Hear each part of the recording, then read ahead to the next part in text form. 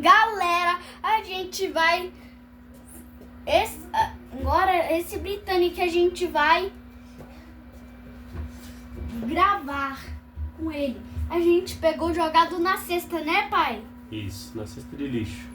E a gente tá... Eu falei, para. E aí... E veio com aquele mundial lá. Agora, ele veio com hélice quebrada. Ele também, o negócio, ó, ele veio com quebrado, sem, só um.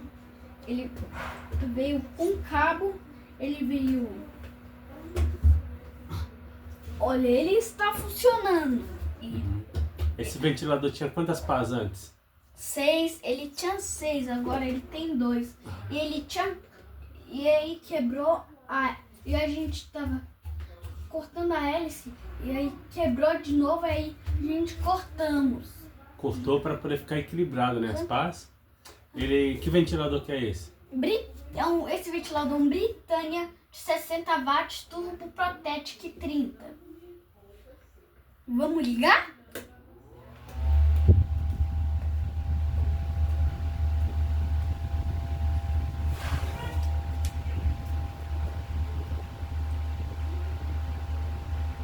Ele tá funcionando bem, né?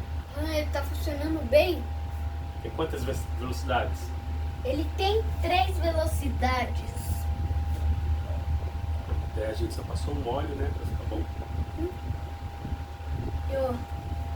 Agora, no 2. Ele ventila bem, ó. É um de 60 watts.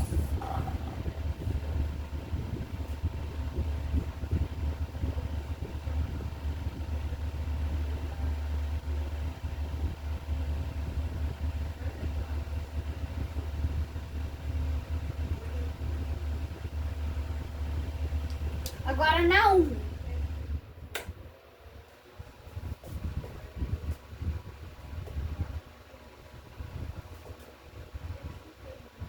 Acho que vai ficar um pouquinho de barulho de vento no celular. É assim mesmo. Bom. Agora desliga.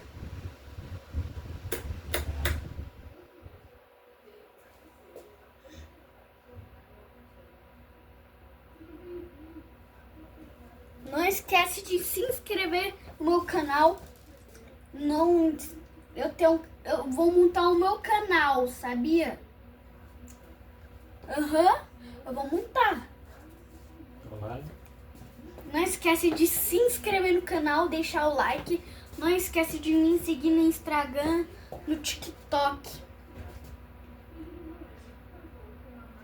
E aí, valeu e tchau!